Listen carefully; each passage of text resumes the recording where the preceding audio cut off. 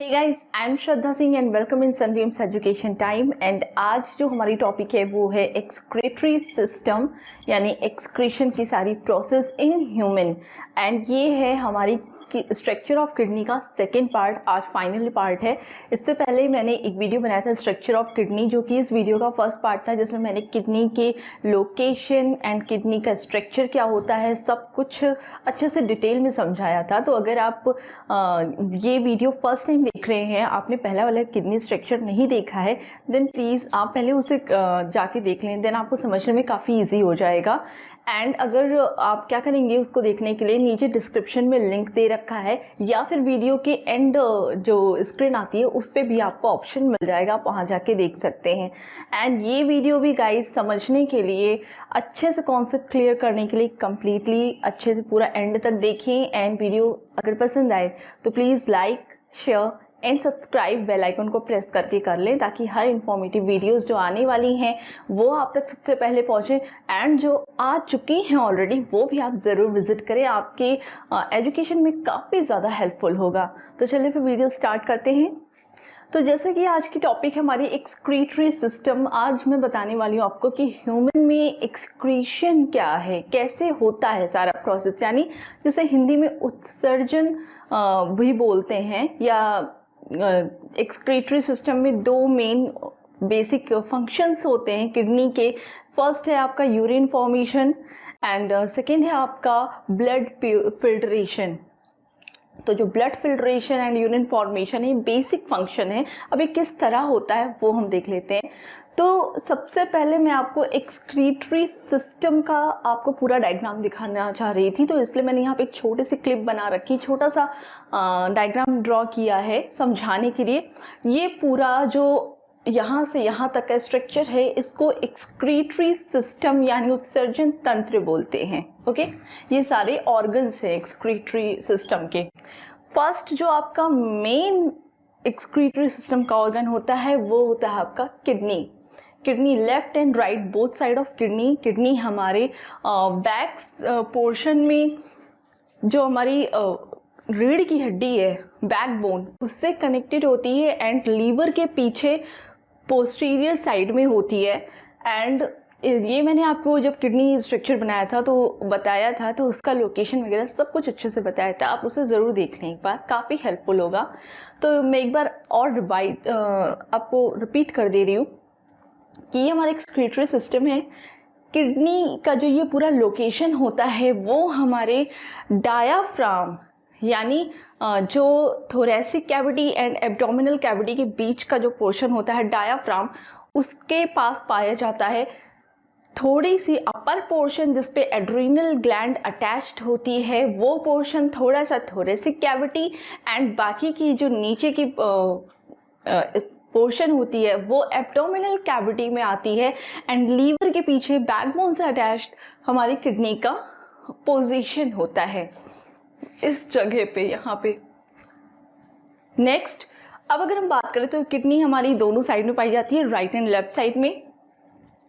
यहाँ पे जो आपको ये रेड कलर का दिख रहा है स्ट्रक्चर एंड ये ब्लू कलर का, ये रेड कलर का स्ट्रक्चर है एओर्टा एंड ये जो ब्लू कलर का स्ट्रक्चर है ये है इंफीरियर वेना कावा। इंफीरियर वेना कावा मतलब वो जहाँ हमारी बॉडी में लोअर पोर्शन से जितने भी डीऑक्सीजनेटेड ब्लड यानी जो CO2 कैरी करते हैं ब्लड, वो सारा ब्लड अपने में कलेक्ट करके हार्ट तक ले जाके, मतलब रेस्पिरेशन में मतलब लंग्स में, देन हार्ट तक ले जा करके पंप करता है, जिससे ये ब्लड प्यूरिफाई हो जाते हैं, ऑक्सीजनेटेड हो जाते हैं, मतलब कार्बन डाइऑक्साइड को रिलीज करके अपने में ऑक्सीजन को कैरी कर लेते हैं।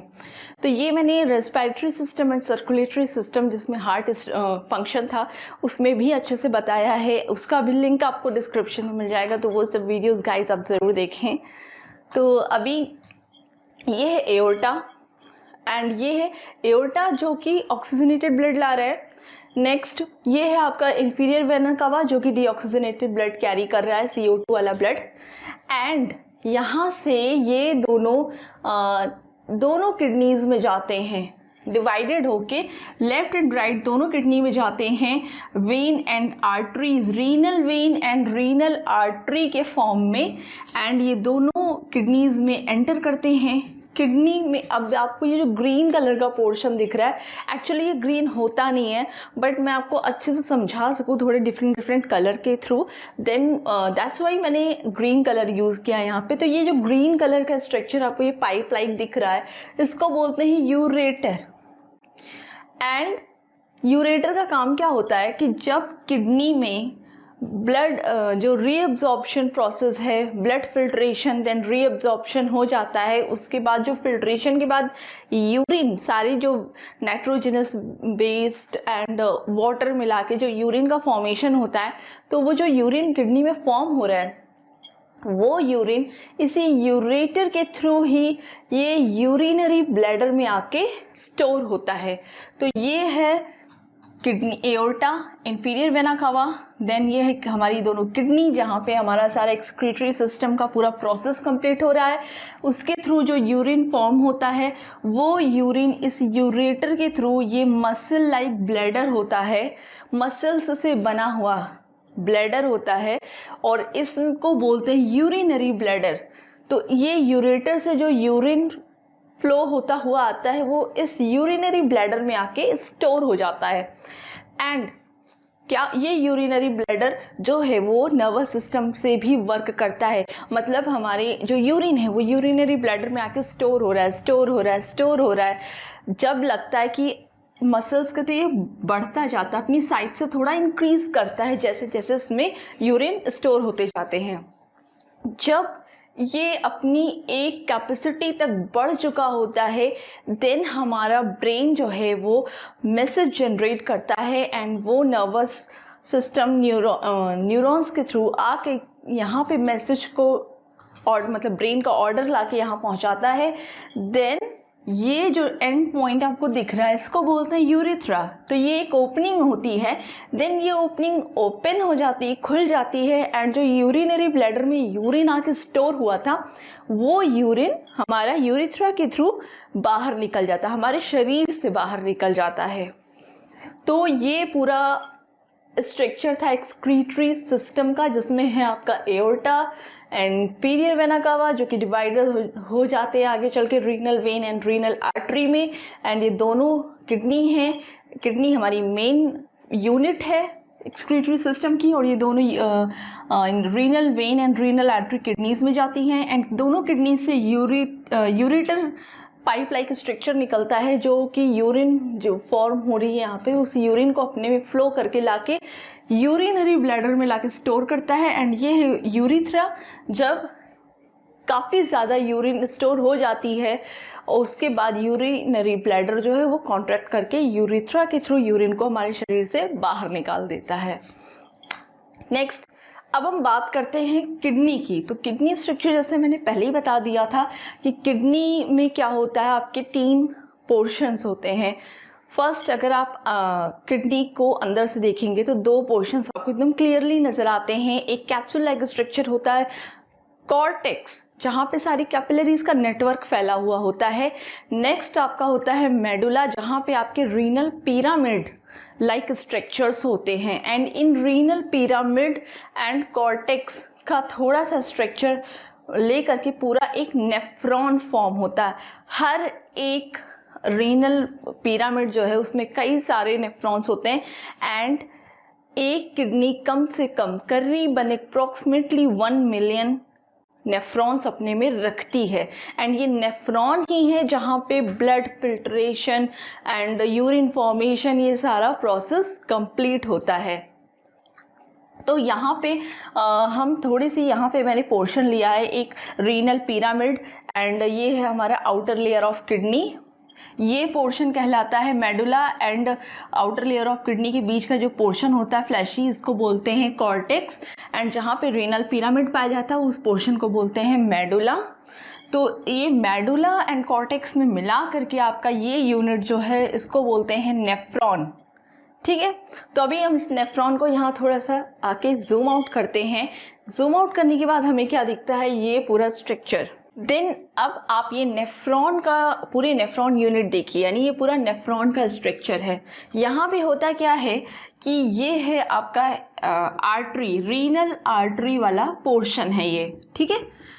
इससे यहाँ से एक अलग आर्टरी निकल के जाती है, इसको बोलते हैं एफरेंट आर्टरीओल।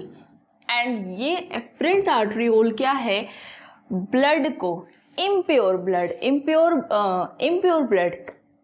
ब्लड मीन्स क्या कि आपके जब भी आप क्या होता है कि ब्लड हमारा, हमने क्या रेस्पिरेशन में क्या हुआ था कि हम सांस लेते हैं, ठीक है। तो उससे क्या होता है कि जो हमारी बॉडी का डीऑक्सीजनेटेड ब्लड होता है वो बाहर चला जाता है, CO2 बाहर चला जाता है, एंड जो ऑक्सीजन हम ले रहे हैं वो ऑक्सीजन आके हमारे ब्लड में आता है, एंड ऑक्सीजनेटेड ब्लड जो है हमारी बॉडी में पहुंचता है।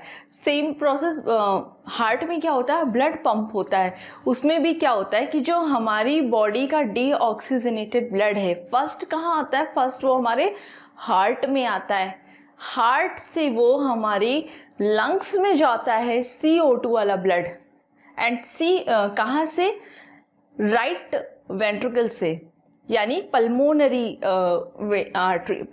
वेन से। देन वहाँ से क्या होता है कि हमारी जो CO2 वाला ब्लड गया, हार्ट ने पंप किया, एंड CO2 वाला ब्लड जो है वो लंग्स में पहुँचा, एंड जो हमने ऑक्सीजन कैरी किया है रेस्पिरेशन के थ्रू, एंड उस ब्लड से CO2 जो है वो गैस एक्सचेंज हो गया अल्वियोलाई वाली साइट पर, गैस एक्सचेंज साइट पर अल्वियोलाई में। तो क्या हुआ, CO2 तो चला गया बाहर, जो ऑक्सीजन हमने लिया है बाय रेस्पिरेशन वो ऑक्सीजन ब्लड में आ गया।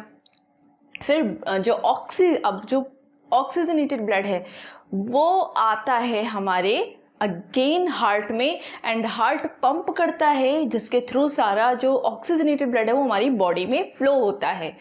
ये तो था oxygen and carbon dioxide, deoxygenated and oxygenated blood की बात। बट क्योंकि हमारी बॉडी में सिर्फ ऑक्सीजन एंड कार्बन डाइऑक्साइड ही तो नहीं है, हमारा ब्लड जो है वो जितने भी हमारे ब्लड का एक pH बैलेंस होता है, हमारे ब्लड में एसिड एंड बेस बैलेंस होता है, हमारे ब्लड में सॉल्ट पाया जाता है। सॉल्ट, ये जो हम नमक खाते हैं वो डायरेक्टली वाला नमक नहीं, हमारी बॉडी में भी एक सॉल्ट बैलेंस होता है, सॉल्ट का लेवल, तो उसके वो वाला सॉल्ट हमारी बॉडी में, ब्लड में जो है वो वाटर भी काफ़ी सारा स्टोर होता है। तो हमारे ब्लड में जो ये सारी चीज़ें हैं, जो पूरा नाइट्रोजनस चीज़ है, प्रोडक्ट हैं, तो ये सबको ब्लड कैरी करता है। तो इस वजह से ब्लड जो है हमारा वो इम्प्योर होता है। तो क्या होता है कि एफरेंट आर्टरीओल से इम्प्योर ब्लड जो है वो आता है यहाँ पे, कहाँ पे, किडनी में। और किडनी में कहाँ, नेफ्रॉन में। एंड नेफ्रॉन में क्या होता है, नेफ्रॉन में सबसे पहले आप ये ब्लैक कलर से जो स्ट्रक्चर बना हुआ है आप उस पर फोकस करिए। ये है हमारा जिसको बोलते हैं कलेक्टिंग डक्ट, ठीक है। कलेक्टिंग डक्ट ही वो डक्ट है जहाँ से यूरिन बाहर आता है, यूरिन फॉर्म होने के बाद बाहर आता है।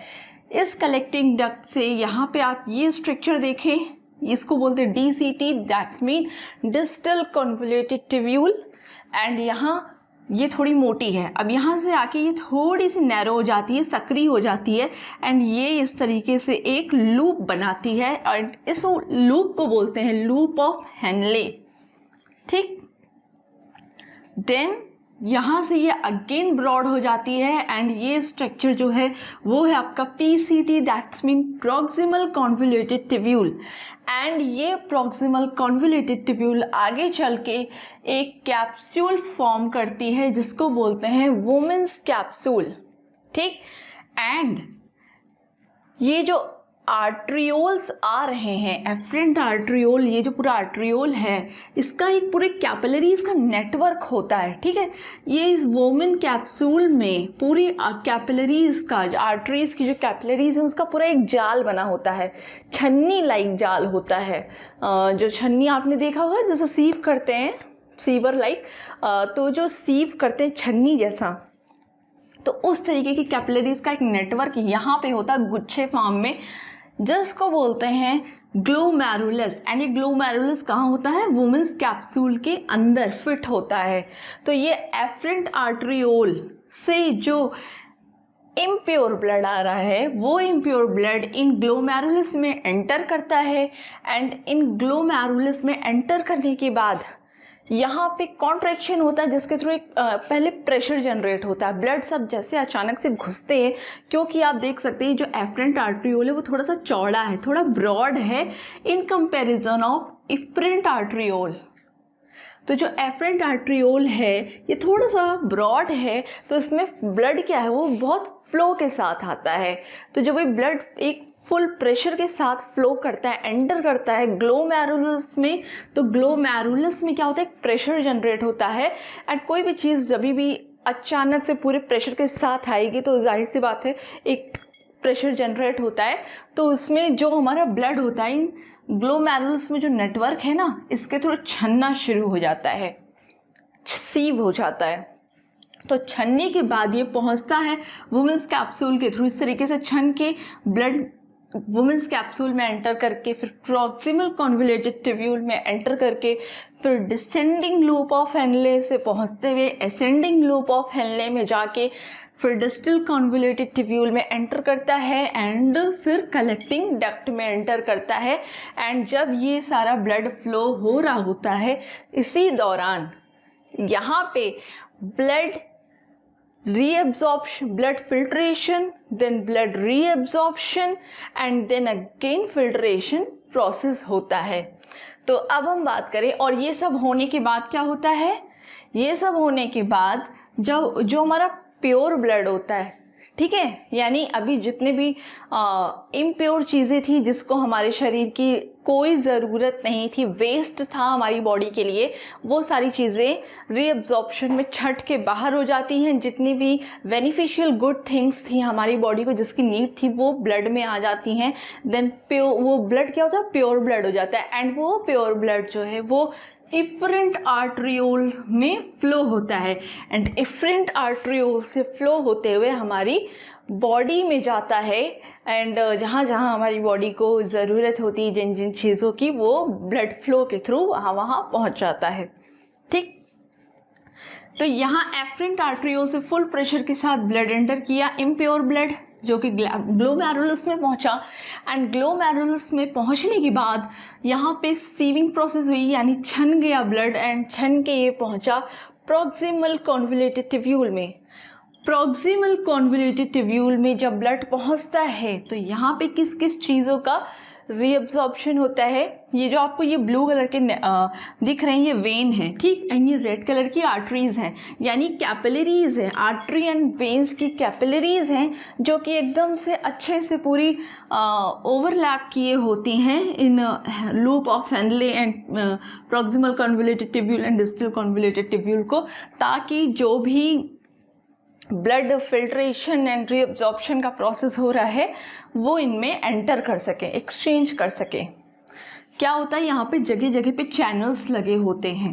ये जो ट्यूब्यूल्स हैं यहाँ पे जगह जगह पे चैनल्स लगे होते हैं और उन चैनल्स के थ्रू जो फिल्ट्रेशन एंड रीअब्जॉर्प्शन का प्रोसेस होता है कि इम्प्योर ब्लड यहाँ आया एंड प्योर ब्लड यहाँ से इस पे एंटर कर गया, ये प्रोसेस होता है।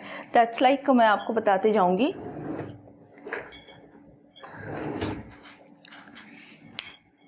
सपोज दैट यहाँ पे कुछ चैनल्स होते हैं इस तरीके से यहाँ पे, ठीक। तो यहाँ से जब ये इम्प्योर ब्लड छना और पहुँचा कहाँ पे, आपका PCT यानी प्रॉक्सिमल कॉन्वोल्यूटेड ट्यूब्यूल में, तो यहाँ पे क्या होता है, जो आपका ब्लड है उसमें से जो गुड थिंग्स हैं like sodium, chlorine, sodium, chloride, potassium, glucose, ammonia, urea and uric acid and water, तो ये सब क्या होता है, रीअब्सॉर्ब हो जाता है, ठीक है। मतलब ये सारी चीज़ें जो है हमारी बॉडी में जो है यूरिया एंड यूरिक एसिड का यूज़ नहीं है, ठीक। तो यूरिया एंड यूरिक एसिड का यूज़ हमारी बॉडी में नहीं है, but urea and uric acid जो है वो प्लांट्स के लिए बहुत इंपॉर्टेंट है। एज अ फर्टिलाइज़र भी उस पर हम लोग वर्क करते हैं प्लांट्स पे, ताकि प्लांट्स की ग्रोथ अच्छे हों। तो यूरिया एंड यूरिक एसिड हमारे लिए किसी काम की नहीं है, बट प्लांट्स के लिए काफ़ी यूज़फुल है। तो ये बात ध्यान रखिएगा, किसी भी क्वेश्चन में आ सकता है। तो क्या होता है कि जब ब्लड, इम्प्योर ब्लड यहाँ पे एंटर करता है फ्लो के थ्रू पीसीटी में, देन यहाँ पे जो भी गुड थिंग्स हैं, यानी ये पॉजिटिव साइन वाली चीज़ें like sodium chloride, potassium, glucose यानी एनर्जी, अमोनिया, तो ये सब क्या होता है वो रीअब्सॉर्ब हो जाता है, यानी ब्लड अपने में ले लेता है। And like urea and uric acid, ये नेगेटिव थिंग्स हैं, ये क्या होता है वो फिल्टर होके छन जाता है, मतलब हमारी ब्लड से बाहर हो जाता है। प्लस वाटर, जो एक्स्ट्रा अमाउंट ऑफ वाटर होता है वो भी हमारी ब्लड से बाहर हो जाता है। उसके बाद क्या होता है, ये सब होता कैसे है, यहाँ पे जो चैनल्स दिख रहे हैं, तो ये जो ब्लड कैपिलरीज हैं, यहाँ पे इन कैपिलरीज में एक्सचेंज होता है इन चैनल्स के थ्रू, यानी ट्यूब्यूल एंड कैपिलरीज के बीच में जो चैनल है, इसी के थ्रू ये सारे एक्सचेंज होते हैं good things and bad things के, जिसमें रीअब्जॉर्प्शन होता है। देन प्रॉक्सिमल कॉन्वोल्यूटेड ट्यूब्यूल से होने के बाद यहाँ पे ब्लड एंटर करता है, इसको बोलते हैं, इस लूप ऑफ हेनले को बोलते हैं डिसेंडिंग लूप ऑफ हेनले, ठीक है। तो यहाँ पे कुछ नहीं होता, यहाँ पे just extra amount of water बाहर जाता है एंड इतना sufficient amount of water blood में रहता है जितने की ज़रूरत है। इसके बाद ये लूप ऑफ हेनले से ब्लड फ्लो होते हुए असेंडिंग, इसको असेंडिंग बोलते हैं, जो ऊपर को जा रहा है, असेंडिंग लूप ऑफ हेनले से होते हुए डीसीटी यानी डिस्टल कॉन्वोल्यूटेड ट्यूब्यूल में पहुंचता है। जब blood ascending loop of Henle में होता है, देन यहाँ पर आपका सोडियम क्लोराइड एंड पोटेशियम का जो आपका रीअब्जॉर्प्शन है वो प्रोसेस डन होती है, यानी यहाँ पे आने के बाद again sodium chloride and potassium का रीअब्जॉर्प्शन होता है ब्लड में। उसके बाद ब्लड पहुँचता है डिस्टल कॉन्वोल्यूटेड ट्यूब्यूल में, यहाँ पे ब्लड में सोडियम क्लोराइड, कैल्शियम, मैग्नीशियम, ये सारी चीज़ों का रीअब्जॉर्प्शन होता है। एंड रीअब्जॉर्प्शन के बाद अब हमारा जो ब्लड है, पहली बात तो कैपिलरीज के थ्रू पहुंच जाता है हमारे एफरेंट आर्ट्रियोल में, एंड बाकी का जो वेस्ट ब्लड वेस्ट प्रोडक्ट है, यानी बहुत सारा lots of amount of water, तो उस वाटर के साथ जो भी हमारा नाइट्रोजनस वेस्ट निकला, यूरिया एंड यूरिक एसिड निकली एंड जो भी आयंस निकले, वो सारे क्या होते हैं, यहाँ तक पहुँचते पहुँचते ब्लड पूरा रीअब्जॉर्प्शन प्रोसेस कंप्लीट हो जाता है। ब्लड फिल्ट्रेशन हुआ, देन ब्लड रीअब्जॉर्प्शन पूरा यहाँ पे डन हो गया। यहाँ पे चैनल्स के थ्रू जो भी हमारा प्योर ब्लड है वो यहाँ से कैपिलरीज के थ्रू होते होते एफरेंट आर्ट्रियोल में पहुंच जाता है, जहाँ से किडनी से हमारा ब्लड जो है वो पूरी बॉडी में फ्लो हो जाता है, निकल जाता है। बाकी के बच्चे जो वेस्ट प्रोडक्ट हैं and excess amount of water था जो ब्लड से फिल्टर होके बाहर आ गया है, वो पहुंच जाता है कलेक्टिंग डक्ट में। कलेक्टिंग डक्ट में भी ब्लड का रीअब्जॉर्प्शन होता है। रीअब्जॉर्प्शन में जितने गुड थिंग्स होते हैं वो अगेन ब्लड में चले जाते हैं, एंड जो भी बैड थिंग्स हैं, जिस वेस्ट थिंग हैं जो हमारी बॉडी को ज़रूरत नहीं है, like sodium chloride, urea, excess amount of water, ये सारा कलेक्टिंग डक्ट में आके यूरिन फॉर्मेशन होता है। एंड यूरिन फॉर्मेशन के बाद यहाँ से यूरिन फॉर्म होके निकलता है, एंड इस यूरिन में होता क्या है, ज़्यादातर 95% ऑफ तो पानी ही होता है, वाटर, H2O 95% वाटर होता है, प्लस जो हमारे नाइट्रोजनस वेस्ट हैं लाइक सोडियम जो थे, एसिड एंड बेस जो था सब कुछ, आयंस यानी जो सोडियम क्लोराइड ये सब हैं, यूरिक एसिड, यूरिया, ये सब नाइट्रोजनस वेस्ट हमारे, and sometimes WBCs and RBCs भी होते हैं। तो ये सारा क्या हमारे यूरिन में, यूरिन जो फॉर्म हुआ और जो हमारे वेस्ट मटेरियल थे वो यूरिन के साथ बन के यहाँ से निकल जाते हैं कहाँ पे, यूरेटर के थ्रू यूरिनरी ब्लैडर में जाके स्टोर हो जाते हैं, ठीक है। तो ये पूरा प्रोसेस होता है हमारा blood filtration, reabsorption, then again filtration and urine formation का। तो ये था हमारा एक्सक्रीटरी सिस्टम कि क्या कैसे था एंड कैसे कैसे क्या क्या सारी प्रोसेसेस होती हैं। तो आप यूरिया की वजह से, यूरिया में क्या होता है, येलो पिगमेंट्स पाए जाते हैं एंड दैट्स वाई क्या होता है, जब आप कभी कभी देखते होंगे ध्यान से कि आपका जो यूरिन है वो कभी कभी येलो हो जाता है। येलो तो जनरली रहता ही, पेल येलो कलर होता ही यूरिन का है, बट कभी कभी बहुत ज़्यादा येलो, डार्क येलो कलर का आता है, वो यूरिया की वजह से होता है, ठीक है। तो ये तो था प्रोसेस। तो अगर आपको एक्सक्रीटरी सिस्टम अच्छे से समझ आ गया हो देन प्लीज़ वीडियो को लाइक शेयर करें एंड अगर कहीं कोई डाउट हो देन आप कमेंट ज़रूर करें। कोई जो भी क्वेश्चन है, जहाँ भी नहीं समझ आया वो आप कमेंट करें, समझ आया तो भी आप कमेंट करें, बिकॉज आपके कमेंट्स मुझे बहुत ज़्यादा एनर्जी एंड मोटिवेशन देते हैं। तो please like and share video and subscribe Sunbeams education time. Next time मिलते हैं नेक्स्ट वीडियो के साथ। Then keep healthy and keep watching Sunbeams education time.